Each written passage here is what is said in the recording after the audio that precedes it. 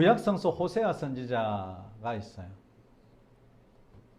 다니엘 우리 공부했는데요. 다니엘 다음에 호세아란 사람이 있습니다. 이 호세아가 어떤 말을 하느냐 하면 내 백성이 지식이 없으므로 망한다. 이렇게 외칩니다. 뉴 인터내셔널 버전의 영어 성서에는 이렇게 표현해요. My people are destroyed from lack of knowledge. 지식이 부족해서 내 백성들이 다 망한다, 파괴된다, 없어진다. 이렇게 말합니다. 그 이유를 이 호세아 4장 6절에 내 백성이 지식이 없어서 망하는데 지식이 없게 되는 이유, 그 이유가 뭐냐? 영어 성서 또 우리나라 말 성서에도 똑같이 표현합니다. Because you have rejected knowledge. 그러니까 지식을 네가 스스로 거부했다, 리젝트했다는 겁니다. 그러니까 알물 성서를 이해하고 아는 것, 이것을 스스로 거부했다고 표현합니다. 자, 우리 한번 생각해 봅시다. 왜 하나님의 백성이, 이스라엘 백성이, 우리나라가 왜 망하게 될까? 왜 디스트로이, 파괴될까? 그 이유는 지식이 없어서 망한다고 이야기합니다. 여기 knowledge, 지식이라고 표현된 것은 지혜라는 말과 사실 동일하게 쓰여져요. 성서에서. 왜냐하면 지혜는 영어 단어에서 wisdom 이렇게 쓰는데요. 이 wisdom이란 말의 뜻 영영사전에 보면 knowledge that is gained by having many experience in life. 내 생활 속에서 많은 경험에 의해서 얻어진 것, 그것을 가리켜서 지식이라고 했어요. 지혜라고 했어요. 그 지식과 성서에서 말하는 지식과 또 여기 wisdom이란 말은 동일한 의미를 가지고 있습니다. 우리의 삶에서 많은 경험을 해야 경험을 통해서 얻어진 지식, 그것을 지혜라고 했으니까 지혜와 지식은 그의 동일한 의미를 가지고 있어요. 그래서 이 백성이 왜 망하느냐? 지혜가 없어서, 지식이 없어서 망한다고 합니다. 잘 생각해 보시기 바랍니다. 어떤 심리학자는 우리나라 정부를 향해서 이렇게 이야기하기도 합니다. 무식보다 무서운 것이 학습 능력이다. 그래서 이 정부가 무식한 것도 있지만 학습 능력, 이해력이 부족하다. 이렇게 표현하기도 합니다. 그것처럼 기독교인들이 학습 능력이 부족하게 되면, 이해력이 부족하게 되면, 지식이 부족하게 되면 그의 신앙이 헛것이라는 거예요. 열심히 어릴 때부터 태어나서부터 죽을 때까지 예수를 믿었는데 그건 예수와 아무 상관이 없는 것. 다시 말하면 기독교와 전혀 상관이 없는 신앙을 가지고 있다는 겁니다. 오늘 제가 왜 성전 청결 사건과 구원에 대해서 우리가 고민하냐면 그 당시 유대인들 세상에서는 예루살렘 성전이 최고였습니다. 그것을 벗어나는 신앙은 이해할 수가 없고 도저히 받아들일 수 없었어요. 근데 예수가 유월절이 가까워서 항상 이방인으로 그 하나님을 믿은 사람, 이 사람들을 이방인이라고 불러요. 이방인, 유대인. 그리고 유대인으로서 하나님을 믿는 사람. 이건 그냥 유대인입니다. 이 두 부류가 멀리 흩어졌단 말은 헬라어의 표현으로 디아스포라, 또 영어로도 디아스포라 이렇게 쓰기도 하는데요. 이 흩어진 유대인들이 유월절이 되면 항상 예루살렘을 향해서 몇 달이 걸려서 예루살렘을 향해서 옵니다. 그래서 거기서는 매일 상번제, 매일 번제, 태워서 드리는 제사를 드리게 돼 있어요. 그래서 상번제를 드리게 되는데 이것이 필요가 없다는 거예요. 여기서 예수가 나타나서 30년의 인생을 마치고 나서 31년째 31살부터 시작해서 처음 시작하는 것이 이 예루살렘의 성전에 나타나 가지고 성전을 다 허물어라 이런 이야기입니다. 지금까지 최고의 존엄이었고 최고로 자기들의 최고라고 생각했던 이 예루살렘 성전 예배하는 이 자리, 신앙의 자리, 이게 다 필요 없다. 왜 내 집에서 너희들이 장사하고 있냐? 너희들이 지금까지 했던 예배의 행위라고 했던 것은 장사하는 행위밖에 안 되는 것이 아니냐? 이렇게 말합니다. 그러니까 너희들이 신앙은 아무것도 아니다. 너희들이 지금까지 가지고 있는 신앙은 잘못된 거야. 이것은 새로 세우지 않으면 안 된다고 이 유대인 사회에다가 충격적인 공포를 하게 되는 것입니다. 왜 이들을 향해서 이렇게 너희들의 신앙은 지금까지 그렇게 지극정성으로 나와서 양으로 염소로 비둘기로 막 열심히 제사도 드리고 예배도 드렸는데 왜 너희들이 드리는 이것은 다 헛거고 망하게 될 수밖에 없고 너희들이 제사는 아무것도 아니다. 하나님이 전혀 받지 않는다. 하나님과 아무 상관없는 너희들의 예배다라고 이렇게 표현해요. 그러니까 유대인들과 정면으로 부딪히는 것, 이것이 성전 청결 사건인데요. 이것은 지금의 시대로 비교하면 엄청난 파괴력을 가지고 있는 거예요. 만약에 제가 밖에 나가서 지금의 교회는 다 헛겁니다. 아닙니다. 틀렸습니다. 그건 하나님과 상관없습니다. 예수와 전혀 상관없는 기독교입니다. 라고 하면 아마 좀 맞아 죽을 거예요. 그죠? 성서에는 이렇게 말하다가 맞아 죽은 사람 참 많이 있습니다. 예수 그리스도가 십자가 진 이유도 이러한 부패한 종교의 정면으로 맞섰기 때문에 결국 십자가 질 수밖에 없었고요. 많은 사도들과 그리고 옳은 소리를 하는 사람들이 거의 힘들게 그 삶을 마감했다는 것을 보고 또한 대한민국이 지금 이 자리에 서 있는 것도 많은 독립운동가들과 옳게 정의를 외친 사람, 민주를 외친 사람 위에 우리 대한민국의 민주주의가 서 있다는 것은 피해 없이 민주주의가 설 수 없다는 것을 증명하기도 합니다. 그렇기 때문에 내 백성이 왜 지식이 없어서 망하게 되는가? 이것은 역사를 전혀 이해할 수 없고 역사에 대해서 관심도 없고 그걸 가지고 그걸 지식으로 습득하려고 하지도 않습니다.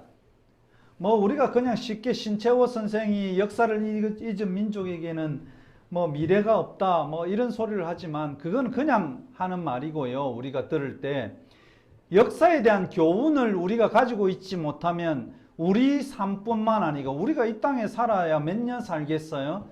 70년, 80년, 진짜 오래 살면 90년이잖아요. 우리가 30대일 때, 40대일 때, 50대일 때 생각해 보면 50대인 분은 앞으로 3, 40년 있으면 죽게 될 것이고 그리고 그 다음에 후손이 있을 것이고 그럼 이 후손은 어떻게 살라고? 이렇게 매일 경쟁하고 매일 피 터지게 싸우고 어떻게 살겠습니까? 그래서 우리는 제대로 된 지식, 지혜 이것을 가져야 된다는 사실입니다. 사리분별 못하면 망하게 되는 것이고요. 어느 한쪽의 이념과 사상에 매몰되면 망하게 되는 것입니다. 사실을 보고 판단할 수 있는 능력이 지식입니다. 과학과 지식은 질문을 통해서 이루어지는데요. 과학은 끊임없는 질문의 결과예요. 계속 실험하고 실험해서 결론을 이끌어 나가는 것. 그것을 과학이라고 부르는데요. 요새는 이 과학이 과학적이지 않은 것 같습니다. 이념에 의해서 과학이 말하는 것이 옳다고 지금 우리가 이야기하는 것이 옳다고 하는 것 실험에 의해서 질문에 의해서 옳게 되고 증명되는 게 아니고 이념에 의해서 과학이 말하는 것이 옳다고 하는 것을 과학적 파시즘이라고 부릅니다. 과학적 파시즘은 정말로 많은 문제를 갖고 있습니다. 우리나라에서 이루어지는 이 방사능 오염수 방류 문제, 우리나라가 아니고 일본인데 우리나라에서 가장 일본보다 더 핵심적인 문제로 이것이 부상하고 있는데요. 이 과학적 파시즘을 어디서 저는 보았느냐 하면 이 정치인들이 노량진 수산시장에 가서 수조에 있는 수족관의 물을 혀에다 갖다 대면서 괜찮다는 이야기를 하고 있어요. 정말 웃기는 이야기 아닙니까? 수족관의 물을 가지고 집에 수돗물을 가지고 방사능 오염수와 상관없다 이렇게 말할 수 있는 게 아니에요. 이것을 가리켜서 과학적 파시즘이라고 합니다. 이 백성이 지식이 없어서 망하는 것은 과학 지식이 없어서도 아니요, 삶의 지혜가 없어서도 아니라 자신들의 이해관계에 의해서 사실이 왜곡되기 때문에 공멸하는 거예요. 항상 이해관계에 의해서 진실이 외면되면 같이 죽게 되어 있습니다. 종교의 성장과 부패, 국가의 성장과 또 패망, 서로 상호 관계에서 신뢰가 깨어지는 것도 진실을 외면하게 되면 다 깨어지는 것이에요. 부부관계에서도 진실이 외면되면 더 이상 신뢰관계가 있을 수가 없는 것입니다. 친구와 친구의 관계에서도 거짓말하게 되면 친구와의 관계를 이어가기가 쉽지 않습니다. 다시 말하면 기독교적으로 우리가 이해하면 하나님을 아는 지식, 성경을 통해서 계시된 이 하나님을 제대로 알지 못하면요, 우리는 살아가는 것 같지만, 신앙으로 사는 것 같지만 신앙으로 전혀 살지 않는 겁니다. 다시 말하면 헛것이라는 거예요. 그럼 성서가 말하는 게 뭘까? 성서가 말하는 것은 성경에서 정말로 많이 나오는 말, 특히 구약 성서 39권, 이 구약 성서의 주제는 정의와 공의예요. 여러분 예레미야서를 보고 이사야서를 보고 다니엘서를 보고 계속 성서를 보게 되면, 시편도 보게 되면, 창세기부터 성경의 제일 마지막 권이 말라기란 성경인데, 이 말라기 선지자까지 모든 선지자가 외치는 것이 뭡니까? 하나님의 정의, 하나님의 공의, 하나님의 공평, 하나님의 평등, 하나님의 사랑, 자비, 긍휼, 이것이 성서가 말하는 핵심이라는 거예요. 다른 것을 이야기하면 틀린다는 겁니다. 성서가 말하는 것은 이 우리가 같이 함께 사는 세상에서 이루어져야 될 하나님의 정의, 이 땅에서 이루어져야 될 하나님의 공평, 이 땅에서 이루어져야 될 평등, 자비, 긍휼, 이것이 기독교의 기본이에요. 이것을 무시하고요, 내가 복을 받고, 우리 가족이 복을 받고, 우리 엄마 아버지가 복을 받고, 맨날 이 복 이야기하게 되고, 우리가 죽으면 아이고 천국 가야지, 예수 믿으면 천국 가고 예수 안 믿으면 지옥 가고, 이런 소리 하게 되면 그건 성서와 전혀 상관이 없는, 성서에서 말하고 있는 하나님과 전혀 다른, 하나님 나라와 전혀 다른 내용입니다. 예수가 이 땅에 와서 처음 한 이야기는 너희들이 구원받으라, 너희들이 죄인이니까 구원받으라, 이런 말이 아니고요, 너희들이 마음을 바꾸어서 하나님 나라가 가까워왔으니 하나님 나라를 발견하라는 내용이에요. 회개하라. 이 회개하는 것은 자기의 마음을 180도 바꾸고 자기의 가치관을 180도 바꾸는 것인데요, 그렇게 해서 하나님 나라를 너희들이 발견하는 것이라 했는데, 하나님 나라는 어디에 계시되어 있는가? 성서에 계시되어 있다.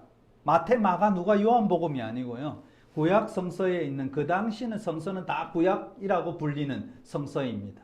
그래서 모세가 지은 모세 오경과 쭉 말라기까지 이어지는 그 내용인데요, 거기에는 하나님 나라라는 하나님의 다스림이라고 표현되어 있는데, 그 하나님 나라가 뭐냐? 사람이 같이 살아가는 세상이라는 거예요. 너희들이 앞으로 사람이 같이 살려면, 이웃과 함께 살려면, 공동체와 함께 살려면 이렇게 살아야 된다. 정의가 너희 사이에 이루어져야 되고 공정하게 재판해야 되고. 그래서요, 내익이 가보면 재판에 대한 것 정말 많이 있습니다. 그 당시도 불의한 재판이 정말 많았어요.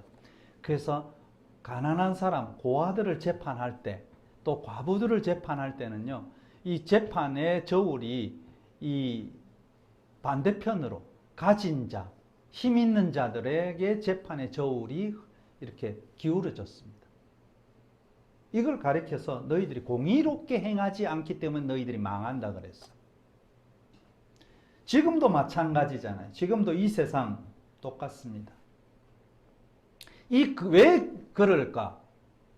그 이유는 기독교인들이 각성하지 않았기 때문입니다. 제대로 된 기독교인 한 10,000명만 있으면 이 세상이 이렇게 가지 않을 건데, 제가 늘 이야기 드리지만 기독교에서 말하는 영생은 우리가 죽은 다음에 또 부활해가지고 또 앞으로 1000년 만년 사는 것이 기독교에서 말하는 영생이 아니고요, 우리 후손들이 함께 누려야 할 세상을 만들어주고 만들어가는 것, 이것을 가리켜서 성서는 영생이라고 불러요. 예수가 영생이라고 말한 것, 그 영생이라는 말은 내가 죽었다가 부활해가지고 다시 살아서 1000년을 살고 만년을 사는 것이 아니고, 우리에게 하나님께서 이 지구촌을 주셨는데 이 지구촌에 우리의 자손들이 계속해서 평화를 누리면서 살아가는 그 세상을 만들고 너희들을 통해서 그 세상이 이루어지는 것, 그리고 후손들을 통해서 계속 지속 가능한 세상을 만들어가는 것, 이것의 표현이 기독교의 영생이라는 표현입니다.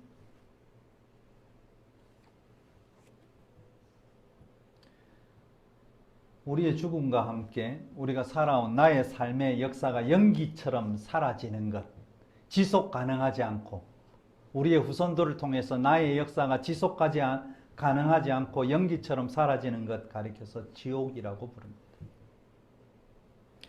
지난주에 우리는 구원에 대해서 서론적으로 생각했는데요, 기독교 구원은 단지 죄의 문제, 내가 죄를 지었다, 나는 어릴 때 이것도 훔쳤고 저건, 이런 문제는 죄의 문제에 해당하는 게 아니에요. 이걸 가리켜서 죄라면, 이걸 가리켜서 우리가 인간이 이렇게 해서 악하다 이렇게 생각하면 그것은 정말로 기독교를 제대로 이해하지 못하는 거예요. 호기심이 있어서 훔칠 수도 있겠죠. 엄마가 뭘 안 사주니까 살짝 훔쳐갖고 사먹고 싶어서 사먹는 것도 있겠죠. 그걸 가리켜서 네가 악하게 태어났으니까 이렇게 훔치고 이렇게 나쁜 짓을 하지. 우리는 왜 이렇게 사람을 이렇게 총체적으로 보는 게 아니고 왜 이렇게 단순화시켜서 보는지 모르겠어요. 이 세상은 악인과 선인만 존재하는 게 아닙니다. 이 세상은 정말로 수많은 다양한 사람들과 다양한 생각이 이 세상은 존재하거든요. 나의 생각과 다르다고 해서 그 사람이 악한 게 아니에요. 그냥 다른 거예요. 기독교 신앙도 마찬가지예요. 기독교 신앙이 하나님 믿으면 선해, 하나님 안 믿으면 악해, 이렇게 판단할 수 없는 거예요. 성서 내용은 굉장히 복잡 다단한 인간의 상을 그리고 있거든요. 하나님의 형상으로 사람이 만들어졌다는 것은 우리가 여러 가지 여러 모양으로 생각하고 사고하고 스스로 판단할 수 있는 존재로 우리가 만들어졌다는 것을 성서가 우리에게 말해주는 거예요. 성서를 올바로 이해하면 하나님은 우리를 정말로 다양한 존재로, 다양한 색깔로, 또 다양한 재능으로 우리를 지으셨다는 것을 알 수 있는데요, 우리가 교회만 나오면 다양한 인간성은 상실되고 오직 한 가지의 인간성만 남아 있습니다. 그래서 하나님 잘 믿으면 내가 구원받고 우리 가족이 잘 되고 다음 우리의 세대도 잘 되고 우리 집안이 엄청나게 돈 많이 벌고 이런 것에만 관심이 있어요. 참 안타깝습니다. 기독교 구원은 단지 개인의 구원만이 아닌 지구촌 시민으로서의 구원을 다루고 있다는 사실이에요. 오늘 만난 이 예수라는 사람을 통해서 삶 전체의 인생관, 가치관이 송두리째 바뀌는 결단. 그동안은 나만 생각했는데 나만 잘 살면 되지 뭐. 내 애만 잘 되면 되지. 이렇게 생각했는데 예수를 알고 나니까 우리가 함께 잘 살아야 되겠네. 내 혼자 잘난 게 아니네. 그것을 깨닫는 것을 불교적인 용어로 해탈이라고 하고요. 기독교적인 용어로 구원이라고 합니다. 제가 쉽게 설명 한번 해볼게요. 내가 예수를 알았습니다. 예수님께서 나를 사랑하시고 나를 위해서 십자가 지셨구나. 그래서 내가 하나님을 사랑하고 사람을 사랑해야 되겠네. 눈 떠 보니까 내가 갑의 위치에 있네. 내가 갑질하지 않아야지. 을의 위치에 있는 사람과 함께 공존해야지. 그들을 존중하며 함께 살아야지. 그래야 우리가 앞으로 같이 살 수 있겠지. 이렇게 결단하는 것, 예수를 통해서, 성서를 통해서 결단하는 것, 이것을 가리켜서 구원이라고 하고 회개라고 합니다. 메타노이아, 헬라어로 change my mind, 이 회개라고 해요. 이것을 철저한 자기 반성과 회개를 통해서 내가 계속 갑의 위치에서 갑의 생각을 가지고 살았네. 나는 을의 위치니까 비굴하게 주눅 들고 쪼그려서 살았네. 그렇지 않아. 너희들이 구원에 대해서, 하나님에 대해서, 예수에 대해서 아는 순간 내가 혹시 을의 위치에 있다 할지라도 비굴하고 주눅 들지 않고 하나님이 함께 하시기 때문에 내가 자신감 있게 같이 살아야지. 그래, 나한테 좀 재능이나 달란트가 좀 부족하네. 그러면 이 달란트 가지고 열심히 살아야지. 그리고 이웃에서 정당한 노동의 정당한 대가를 받지도 못하고 자본에 의해서 노동이 착취당하는 현실을 보고 가만히 있는 것이 아니고 함께 저항하고 SNS에 같이 동감해주고 힘내세요. 댓글도 좀 달아주고. 그리고 법이 모든 사람에게 공평하게 적용되지 않을 때 의연하게 일어날 수 있는 결단, 행동 이런 것을 가리켜서 기독교의 구원이라고 합니다. 가난하고 소외된 사람들의 삶과 현실에 관심도 갖고 그들에게 사마리아 사람처럼 대가를 바라지 않고 도움의 손길을 펼칠 수 있는 마음과 행동, 자본과 경쟁에 의한 부정과 불평등, 부조리에 낙심하고 방황하는 이들을 향해 루저라고, 실패자라고, 꺼지라고 하는 것이 아니라 그들을 보듬어주고 그들의 말을 들어주고 그들의 사연에 공감해주고 함께 위로해 줄 수 있는 그 마음. 작년 10월 29일 날 이태원에서 100명이 훨씬 넘는 청년들이, 젊은이들이 생명을 잃었을 때 그들을 향해서 정말 가슴 아파하고 함께 그들을 지켜봐주고 국가가 어떻게 해결하는가 보는 것. 그것이 구원받은 자의 시선이에요. 우리 시선은 항상 좁은 것에만, 여러분, 전 늘 그런 생각하지만 내 시선이 왜 이렇게 좁을까? 맨날 우리는 내일 돈 얼마를 벌어야지, 한 달 후에 얼마 벌겠지, 1년 후에 얼마 벌겠지, 이런 생각만 늘 하고 살아요. 아이고, 이거 조금만 더 하면 10만 원이 더 벌릴 건데, 20만 원이 더 벌릴 것인데. 아이고, 내일은 어떤 좋은 커피숍에 가서 맛있는 거를 먹지, 이런 생각 정말 많이 합니다. 내일은 어디 놀러 가지, 뭐 이런 생각도 하고요. 누구하고 좋은 커피를 마시지, 이런 생각을 많이 하는데요.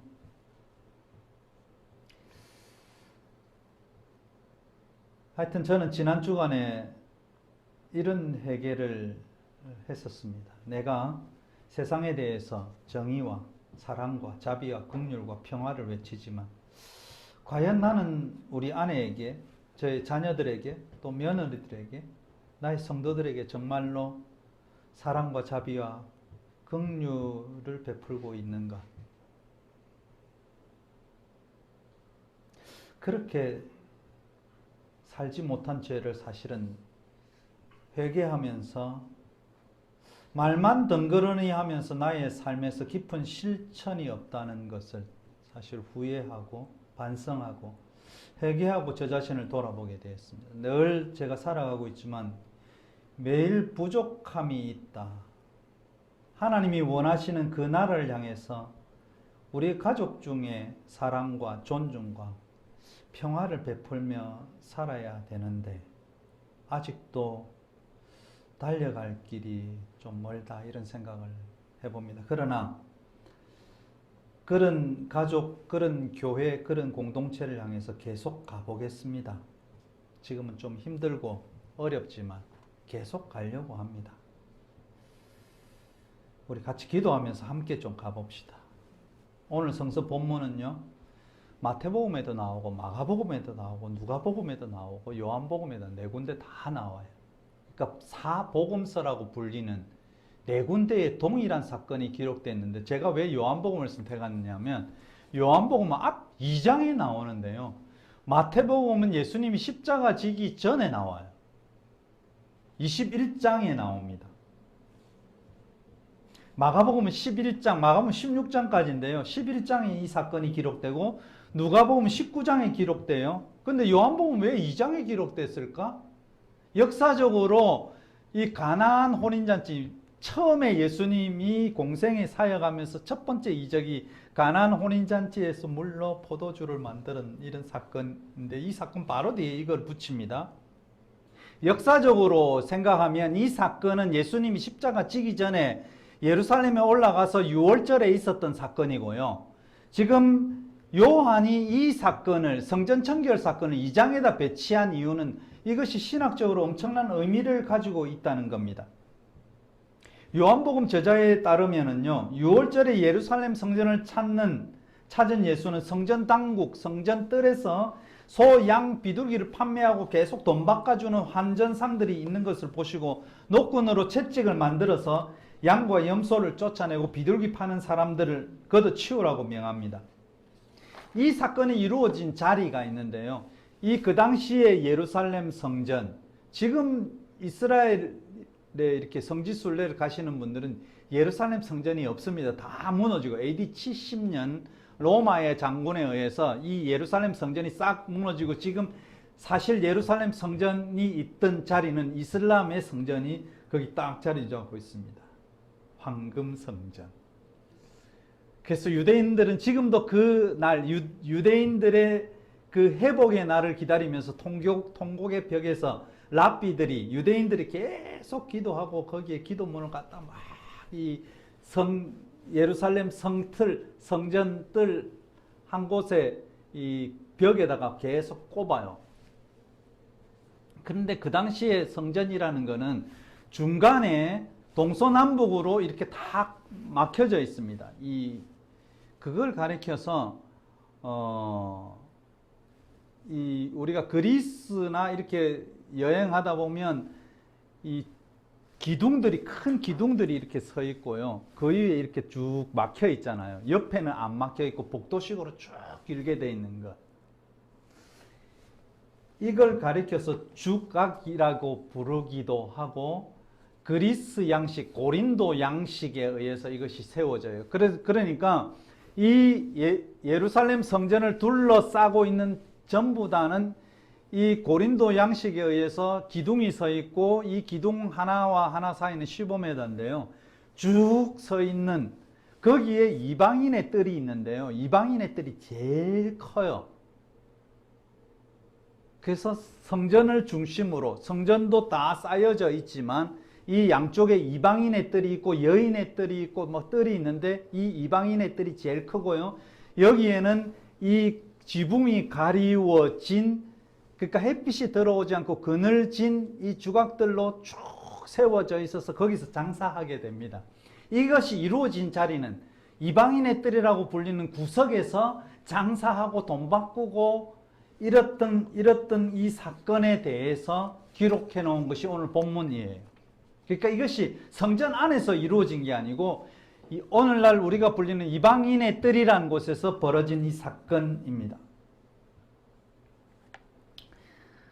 예수가 왜 이 성전에서 이런 일을 벌였을까? 하나님의 성전을 너희들은 왜 강도의 소굴로 변질시켰냐?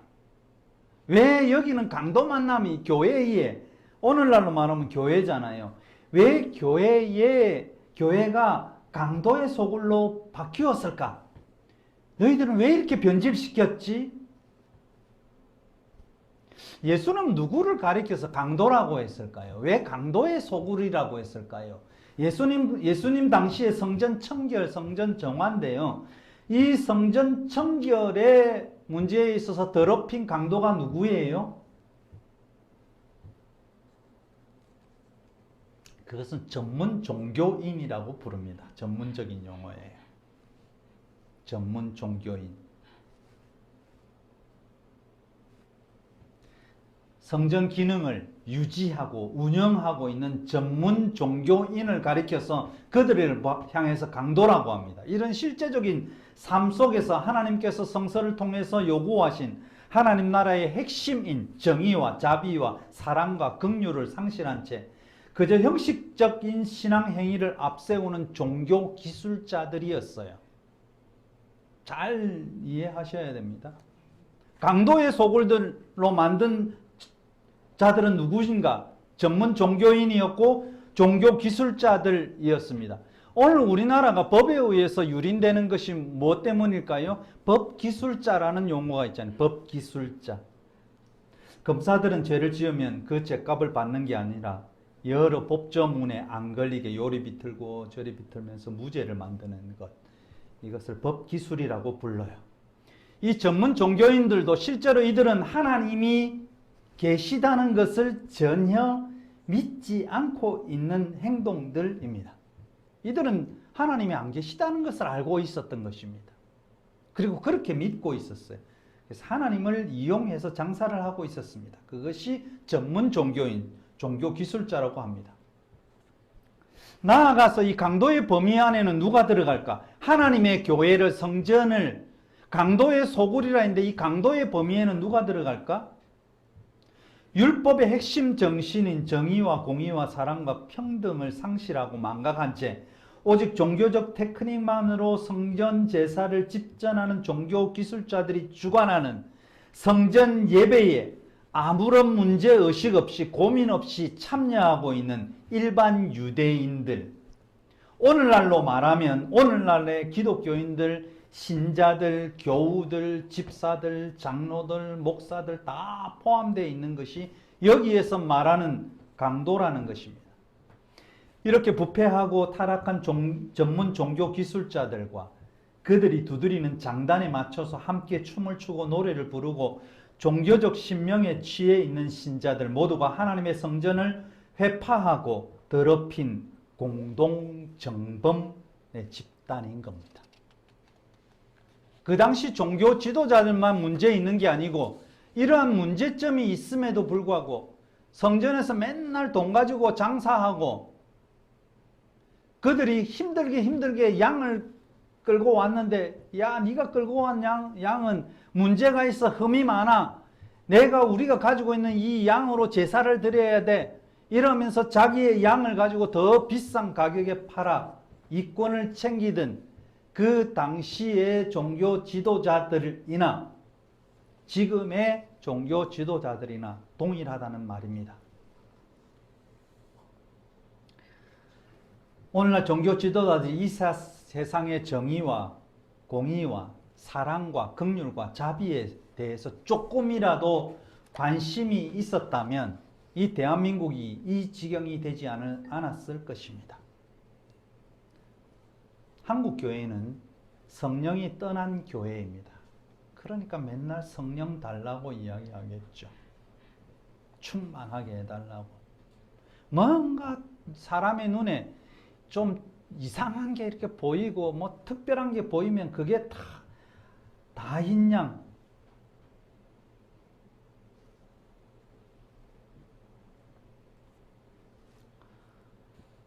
성령이 떠난 교회를 운영하고 있는 목회자들과 그들이 인간적 기교로 운영하는 교회를 아무런 문제의식 없이 출석하고 거기에 헌금하고 거기에 힘을 실어주고 있는 기독교인들에게도 커다란 경종이 되는 것이 성전 정화 청결의 사건입니다.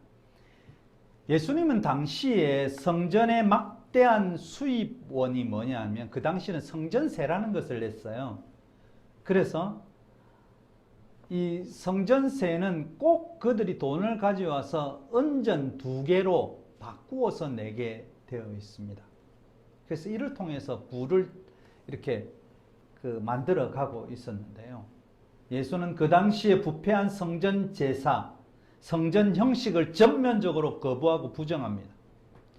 이런 예수님의 행동을 목도한 유대인의 타락한 종교 지도자, 종교 기술자들은 굉장히 경악했어요. 그래서 이들은 예수를 죽이려고 작정하게 되는 것입니다. 예수가 왜 죽었을까? 이렇게 종교에 대해서, 부패한 종교에 대해서 정면적으로 도전하니까 그 당시에 예루살렘의 종교 지도자들, 힘 있는 지도자들, 제사장들에 의해서 예수가 결국 십자가의 길을 가게 되었습니다. 예수 시대의 유대인들은요, 자신들이 오랜 유배 생활이 끝났고 자신들이 예루살렘 성전에서 열심히 예배를 드리니까 하나님께서 이 우리의 예배를, 제사를 다 연락되고 받아 주시고 있다고 믿었지만 예수는 그들에 대해서 이렇게 이야기합니다. 아니야, 너희들이 드리는 예배는 하나님이 전혀 받으시지 않아. 이것은 너희들의 예배는 전혀 하나님과 상관이 없어라고 이야기합니다. 우리가 오늘 성서 일가 봉독의 예레미야서를 읽었는데요. 예레미야서에 가서 보면 너희들이 예배 드리는 거 정말 지겹다, 역겹다, 이런 표현이 많이 있어요. 오늘도 마찬가지입니다. 교회에서 예배 드리는데 이건 하나님과 전혀 상관이 없는, 인간의 쇼에 지나지 않는 이런 것을 향해서 예수님은 단호하게 NO라고 이야기합니다. 너희들이 생각하는 그 종교적인 그 내용, 종교의식, 겉으로 드러나는 종교의식에 의해서 존재하는 이 예루살렘 성전은 다 파괴되었다. 이제는 새 성전을 세워야 된다. 이 새 성전은 누구냐? 사람을 통해서 세워지는, 예수를 가리켜서, 자기 자신을 가리켜서 내가 새 성전이라고 해요. 그러면서 예수님은 우리에게 뭐라고 이야기하느냐 하면 새 술은 새 부대에 넣어야 된다.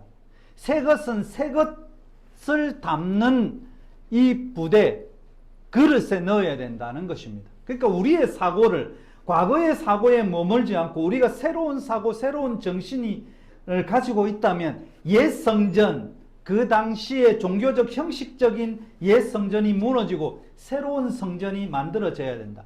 그 새 성전은 뭔가? 예수가 추구했던 그 세계에 동조하고 함께 마음을 두고 가는 사람, 다시 말하면 구원받은 백성이라고 하는데요. 그래서 예수께서 마태복음 12장에 이렇게 표현합니다. 누구든지 하늘에 계신 내 아버지 뜻대로 하는 자는 내 형제요, 자매요, 어머니라. 결국 뭐냐면 우리가 예수 구원에 들어간다는 것은 하나님의 뜻대로 이 세상에 살아가고 이 세상을 추구하고 이 세상을 만들어가는 것인데요. I am Jesus Christ. 나는 예수다. 이 뜻과 동일한 equal, 이것은 하나님의 뜻대로 이 세상을 만들고자 하는 결단, 그것이 구원이라는 사실입니다. 내 형제요, 내 자매요, 내 어머니가 되는 이 사건, 여러분이 예수와 형제가 되는 사건, 여러분이 예수와 자매가 되는 사건, 그것은 예수의 새로운 정신을 가지고 예수께서 우리에게 가르쳐 주신 기도 중에 우리가 제일 많이 하는 주기도 중에 가장 중요한 핵심이 뭐냐면 하나님의 뜻이 하늘에서 이루어진 것처럼 이 땅, 내가 살고 있는 이 땅에, 우리의 가족에, 우리의 집에, 이 사회에 이루어지는 것, 그것을 가리켜서 구원이라고 합니다. 구약 성서와 신약 성서, 우리가 알고 있는 기독교에서 하나님께서 처음부터 끝까지 선포하고 있는 하나님의 구원은 막연한 영원 구원의 내용이 아니라 예수 정신을 가지고 이 세상에 정의와 공의가 강물처럼 흐르고 그런 세상을 만들고 싶어 하고 결심하고 행동하는 것이 구원입니다. 단순히 내가 구원받았더니 술 안 먹고 뭐 안 하고 이것이 아니에요. 주일날 교회 가고 헌금하고 이것이 구원이라 그 착각하지 마세요. 맨날 교회 가서요 새벽 기도도 가고 금요일도 가고 수요일도 가고 다 가는데요. 그게 예수와 무슨 상관이 있는 거예요? 그런 질문을 하고 가라는 거예요. 예배에 참석하면 이게 나와 무슨 상관이 있을까라는 질문을 한번 보라는 겁니다. 성령 충만하라는데 성령 충만하면 무슨 결과가 너에게 있는데? 성령 충만이 뭔데? 그 질문을 안 하니까 맨날 성령 충만하라니까 그냥 가슴이 뜨거워지면 되고 박수 열심히 치면 되고 막 목소리 높여서 기도하면 되는 건가? 성령 충만은요. 저기 불교 사찰에 가갖고 막 사찰에 십자가 긋고 막 불교 사찰에 막 발로 밟고 돌아다니면서 기도하고 이런 거 아니에요. 이게 정말 어리석은 거예요. 거기에 무슨 기적이 일어나고 뭐 하자는 건지 모르겠어요. 성령 받게 되고 성령 충만하면 예수 믿고 돈 많이 벌어서 행복하게 되는 겁니까? 우리가 구원받는 것은요, 예수 정신을 가슴에 품고 그 나라를 만들기 위해서 침노하고 투쟁해야 되는 거예요. 거기에 인종차별과 빈부격차, 각과 을, 부의 불평등 문제는 아마 우리가 구원받은 자로서 외쳤다면 문제는 벌써 해결되었을 겁니다. 사랑하는 성도 여러분, 성전 청결 사건은 교회를 통한 개혁은 안 된다는 것입니다. 이 교회가 파괴되지 않으면 이 피라미드 세상에서 새롭게 될 수가 없다는 것입니다. 기독교 구원은 뭐냐면 역피라미드의 세상을 만드는 것, 이것이 기독교의 구원이에요. 힘 있는 자, 부와 권력을 가진 자, 매일 1등하는 사람, 의학 전문 대학을 졸업하고 의사가 된 사람, 법대를 나와서 법학 전문 대학원을 나와서 판사와 검사가 된 사람들이, 그리고 좋은 대학에서 좋은 박사가 되어가지고 교수가 된 사람들이, 좋은 직장을 가지고 있는 사람들이, 나의 성공, 나의 나 된 것은 이 모든 것이 나가 잘나서 된 것이 아니고 하나님께서 주시는 지능과 달란트 통해서, 그리고 내 주위에서 나를 도와준 부모님들, 내 주위에서 우리 강의실을 깨끗하게 청소해준 청소하시는 청소 노동자들, 이러한 환경에서 공부할 수 있도록 만들어진 이런 국민의 세금에 의해서 주어진 이런 좋은 환경들 때문에 내가 이 자리에 있기 때문에 이것을 나 자신만을 위해서 사용하지 않고 약자들을 위해서, 그리고 이것을 나눌 수 있는 많은 사람들과 함께 같이 만들어 사는 세상, 이것이 기독교에서 말하는 구원이에요. 내가 잘나서 그런 게 아니고 이 사회에 엄청난 사랑과 혜택을 내가 받았기 때문에 내가 이 자리에 있는 것이라고 깨닫는 것, 이것을 가리켜서 기독교 구원이라고 말합니다. 옛 성전, 옛 사람이 파괴되지 않고는 새 성전, 예수는 우리에게 오지 않을 거고 이 예수가 원하는 세상 오지 않을 거예요. 예수는 우리의 몸이 하나님의 성전, 하나님의 교회라고 해요. 그래서 우리 모임 자체, 그것이 교회입니다. 그래서 우리는 우리 자신들을 늘 우리의 욕심으로 늘 이끌고 있는 우리의 자신들, 우리의 성전을 늘 새롭게 해야 됩니다. 하나님의 성전이 우리의 몸을 새롭게 합시다. 구원에 이르는 지식을 가져야 됩니다. 스스로의 고집과 교만과 욕망에서 해방되시기 바랍니다. 그리고 하나님의 구원을 소유하시기 바랍니다. 하나님의 나라가, 하나님의 진리를 깨달은 우리를 통해서 이 땅에 우리의 가정의 공동체에 이루어지기를 정말로 소망합니다. 함께 예수 정신을 가지고 갑시다. 이 정신을 가지고 이 땅의 정의와 공평과 공의를, 사랑을, 긍휼과 자비를 이루는 세상을 만들어가고 내가 그렇게 사는 것 쉽지 않습니다. 그렇지만 힘들고 어려워도 손잡고 함께 갑시다. 어깨동무하면서 함께 갑시다. 힘들고 쓰러져도 서로 일으켜 주면서 함께 갑시다. 하나님의 구원, 하나님의 나라는 저와 성도님의 목으로 주어지게 될 것입니다.